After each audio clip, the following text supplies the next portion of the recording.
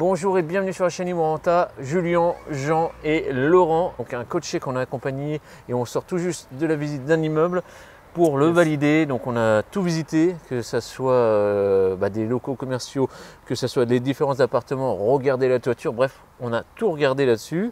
On a fait le pour et le contre. Dessus. Et on va vous donner la décision qu'on a prise en commun. On vient de terminer le débrief. Là, vous voyez, on est dans un parc juste à côté de l'immeuble qu'on vient de visiter. On va vous présenter Laurent, ce qu'il a fait, comment c'est possible d'investir dans l'immobilier, les résultats que vous pouvez avoir. Donc on voit ça tout de suite après ça.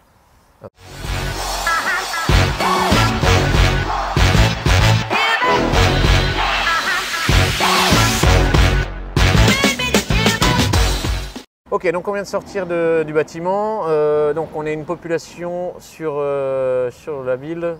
À peu près de 5000 habitants. À peu près de 5000 habitants, Okay. Courbe démographique qui est bonne, qui remplit nos critères. Oui, oui, oui.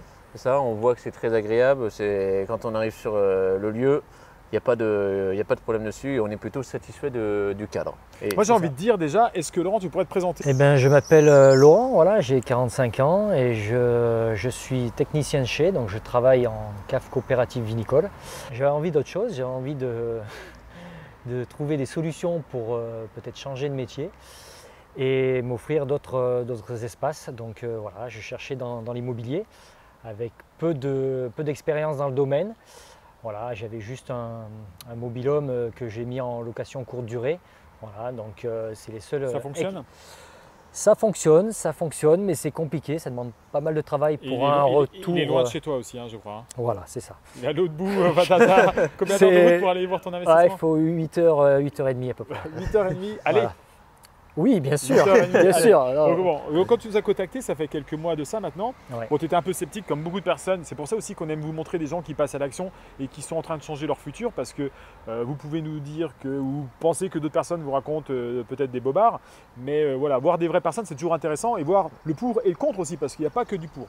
En tout cas, on est en contact depuis plusieurs mois. Ça fait à peu près 5 mois, je crois, qu'on est ensemble. Ouais, depuis grosso modo la mi-janvier, je crois. Ouais, Voilà, donc ça fait. Ouais, vous n'allez pas savoir quand on retourne, mais ça fait 5-6 mois. Mais quand on s'est contacté, tu avais un mobil-home que tu l'as en location courte durée. Mais dès le premier coup de fil qu'on avait passé ensemble, d'ailleurs, tu avais bénéficié des 30 minutes d'appel que vous avez souligné à la vidéo. C'est ça. C'est comme ça qu'on s'est rencontrés. Et tu me disais, j'ai un investissement locatif courte durée qui fonctionne, mais le problème, c'est que j'ai à 8h30 de route pour y aller. Donc ma femme commence à râler un petit peu quand il faut qu'on y aille et qu'on a préparé le mobil-home pour la saison, qu'on rentre et s'il y a un problème en cours de route. C'est ça. Donc pour ceux qui ont envie de se lancer là-dedans, c'est beaucoup de travail et beaucoup de gestion pour finalement un retour sur investissement qui est pas terrible, il faut le dire. Ouais, mais après ça, tu n'as pas un gros effet de levier parce que ça reste quand même un bungalow, je ne sais pas combien de surface il fait, mais 20, 36 mètres carrés. Moi j'avais un 36 mètres carrés, un 3 chambres qui est bien équipé parce qu'on voulait le mettre un petit peu haut de gamme. Mais malgré tout, ça reste un mobil-home avec une location de parcelle. Enfin, voilà, c'est un petit peu compliqué. Gros problème de la location. On ne fait pas une vidéo sur la location mobil-home. Hein, mais petite parenthèse, le mobil-home, c'est très bien. La rentabilité sur le papier, des fois, est très bien à l'instant T. Mais on n'est pas décisionnaire en général du terrain en dessous.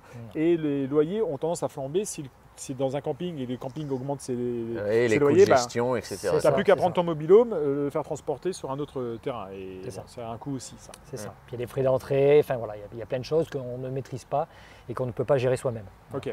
Bon, alors la petite parenthèse refermée, donc on s'est contacté il y a quelques mois. Le premier investissement que tu avais fait, c'était un mobil-home que tu as encore à l'heure actuelle et on est en train d'étudier ça, à savoir quelle est la décision stratégique par rapport à ça dans le futur.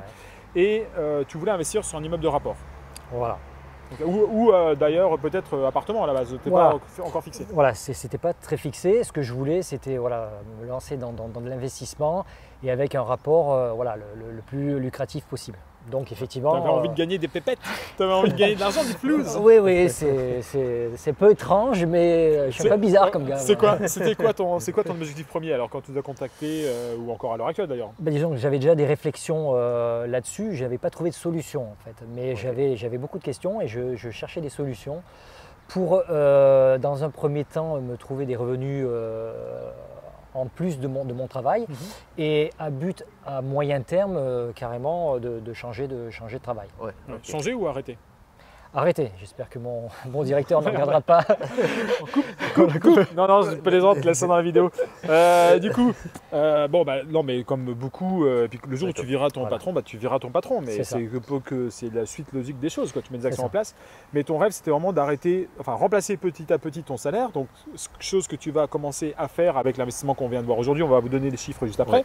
Et puis, à un moment donné, te dire, soit toi, soit ta femme, il y en a un de nous deux qui arrête déjà dans un premier temps. C'est ça. Et puis après ça, on arrête peut-être tous les deux et on vit de nos investissements immobiliers. Voilà, tout à fait. On vit notre vie. Dans un premier temps, ça serait plutôt moi. On a réfléchi ensemble et ça serait plutôt moi. T'as malin, toi. D'habitude, la plupart des couples qu'on accompagne, parce qu'il n'y a pas sa femme aujourd'hui, Marie, mais la plupart des couples, en général, les mecs sont sport, disent bon, ma femme, comme ça, elle va lever le pied, elle va s'occuper des enfants. Laurent l'a dit, non, c'est moi qui. C'est ce que je lui ai dit. Mais c'est elle qui m'a dit, écoute, vu que tu as un travail difficile, c'est ça quand il y a un véritable amour.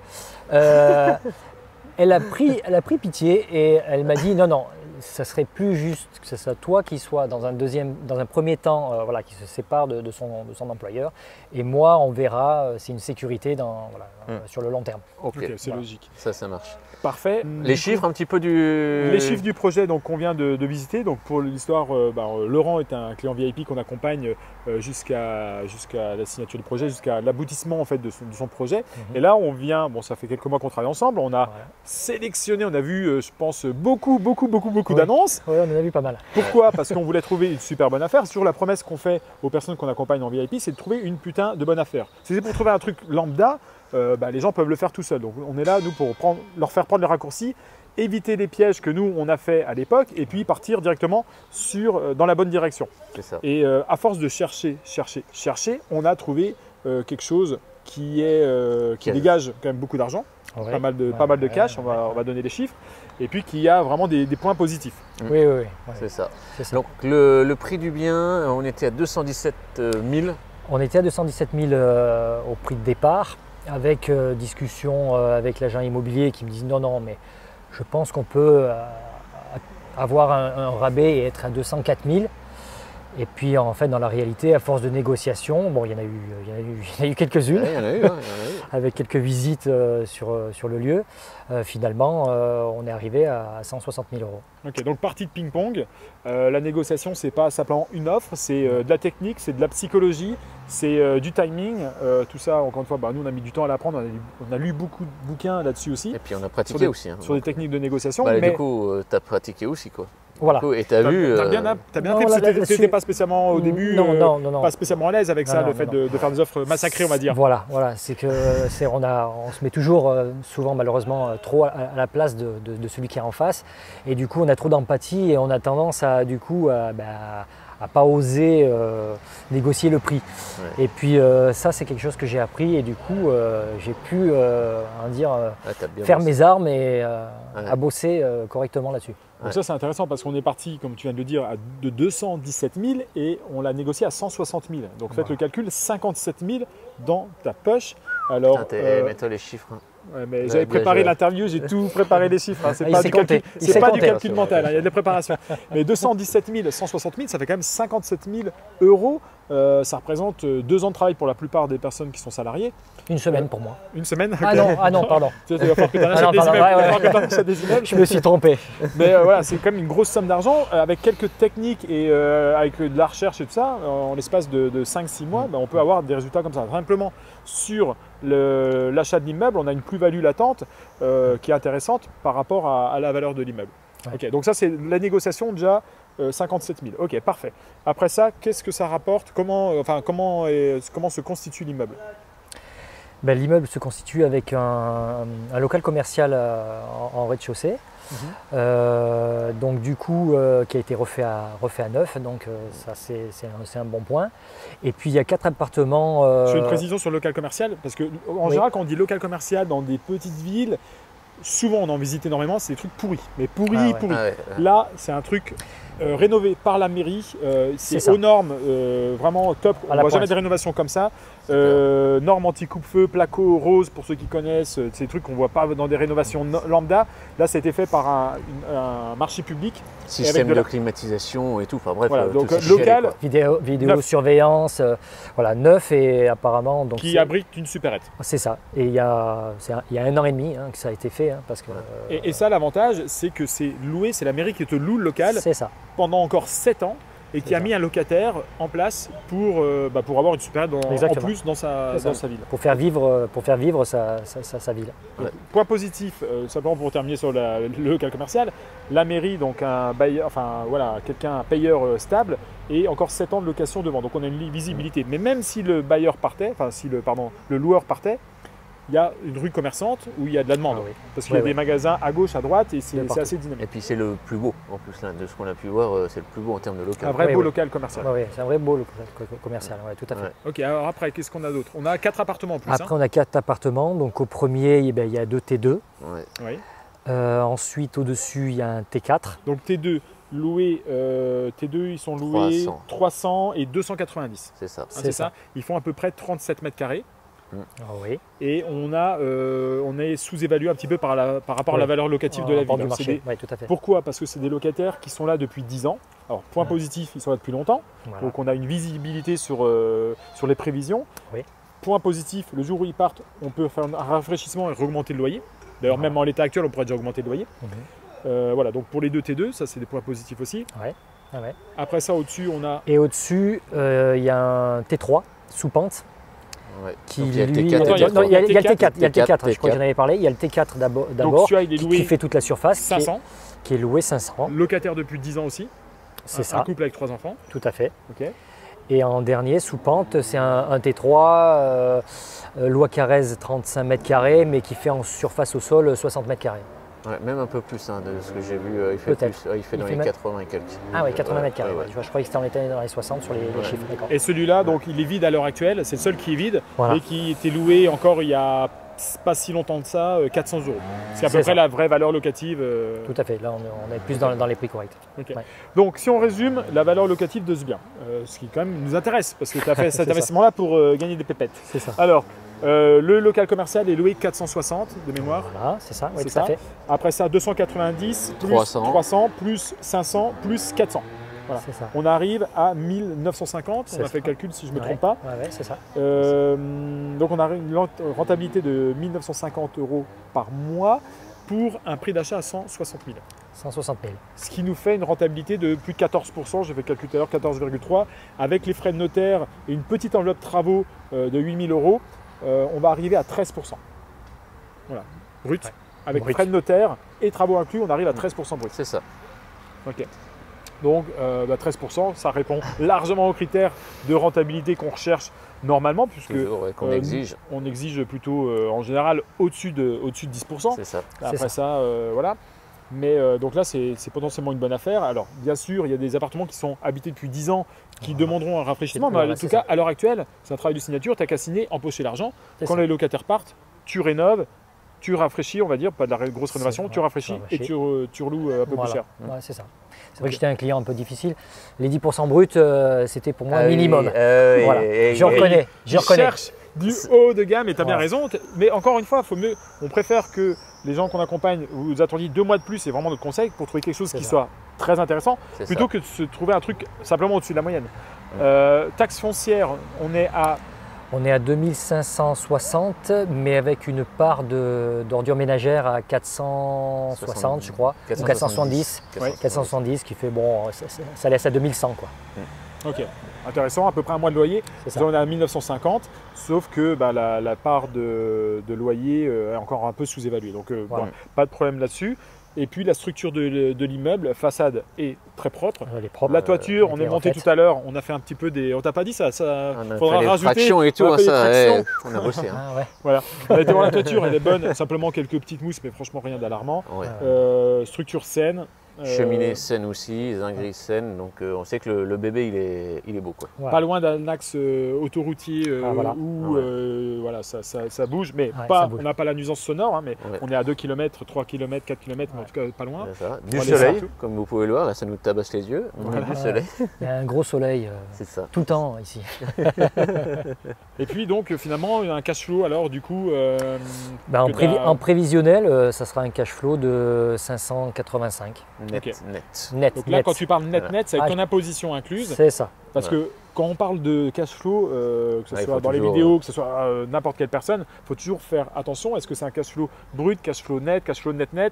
Il y a différentes phases. Donc là, avec Laurent, on a étudié aussi sa fiscalité et on a fait des prévisions et tu passes par une SCI à l'IS. Hein. C'est ça. C'est ça. Ok, donc on va pas rentrer dans ces détails. Mais On on va a pas- retourné tous les chiffres, hein, vraiment, et donc on a regardé ça, et par rapport à ta situation, on a dit on fait ça, et surtout c'est que tu as une vision après aussi pour pouvoir enchaîner en fait derrière, Voilà. parce que le but c'est que bien faire un projet c'est bien, mais pouvoir enchaîner c'est mieux. Pour enchaîner, c'est mieux. Donc, Surtout si on veut quitter son emploi à vue un peu plus rapidement que dans 10 ans. Quoi. donc, Voilà. la fiscalité, elle est importante, mais toi, ce qui est important, c'est que tu as 585 € net.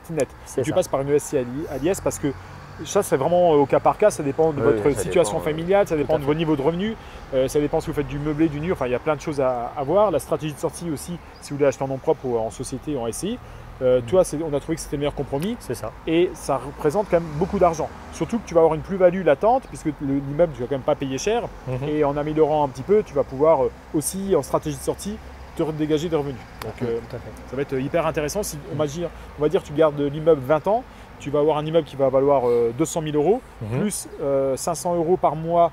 On va enlever les faux frais d'entretien. C'est ça. 500 € par mois, ça te fait 6 000 € par an. 60 000, ça fait 120 000 € par an. Donc, je calcule de tête. 120 000 € de cash flow plus 200 000 € de valeur d'immeuble. Donc si tu gardes l'immeuble 20 ans, tu seras enrichi de 320 000 €. Voilà. Si tu gardes 20 ans. C'est ça. Voilà. Après ça, le but étant de garder. Ça, on verra. Ouais. On verra, on n'en est pas de là, mais voilà, si le but quand on achète de l'immobilier qui est bien réfléchi, c'est de le garder longtemps pour s'enrichir un maximum. C'est ça, Ok. exactement. Bon bah écoute, ça c'est excellent. Maintenant, quels sont tes nouveaux projets? Je crois que tu as déjà trouvé celui-là Ouais, est en j'ai- cours de signature et je crois que Voilà. ça y est, on a déjà retrouvé, enfin tu as déjà retrouvé Voilà. un autre immeuble. Ouais, je suis déjà Il est sur chaud, une piste. Ouais. Sur une piste, du coup, c'est vrai qu'après, ça alimente.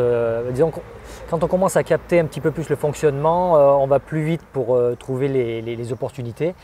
Et du coup, je suis déjà sur un bien qui aurait Qui est pas mal. On est en plein débrief dessus là et C'est tout, ça. mais plus de travaux différents, mais qui ça a du sent potentiel. bon. Ouais, Voilà. ça a du potentiel, ouais. Combien de cash flow espéré sur le deuxième? On serait plutôt à 600-650. Ouais. Ok, pour un C'est- budget global de combien? Pour un budget global, alors ça dépend la réalité des travaux. Là, on est en train de chiffrer, mais je pense qu'on serait dans les 200 000 €, moins de 200 000 € peut-être. Ok, Donc, ok, c'est beau. C'est très très beau. 600-700 pour moins de 200 000 € en net, tu parles encore une fois. Ouais, oui. Parce que Laurent est très carré et ça c'est bien, il faut connaître ses chiffres et il calcule tout et c'est pas quelqu'un qui va dire oui on fait 1500 € de cash flow brut. À peu près. Non, À la faut vraiment louche, être- à la louche, faut être vraiment hyper précis. à 300 € près. Et vu qu'on travaille avec Laurent depuis plusieurs mois, qu'on l'accompagne, on peut vous dire que c'est quelqu'un de hyper carré, c'est une qualité vraiment qu'il a. En tout cas, bah, écoute, félicitations Laurent pour ton investissement. Merci. Donc là, on vient de faire le débrief, on vient de décider de, ok, on l'achète. Donc là, toute la machine va se mettre en place. De toute façon, on a verrouillé le deal, donc ça va suivre son cours, parfait. Voilà. Et puis, si vous avez envie de faire comme Laurent, si vous avez envie de passer à l'action, eh bien, n'hésitez pas. C'est possible, Laurent. T'es pas un acteur. Ah, si j'étais payé. On t'enverra ton chèque après, C'est ça, t'inquiète pas. merci. Mais dis que t'es une vraie personne. Ouais. Mais, Non, je suis voilà, monsieur, non. monsieur tout le monde.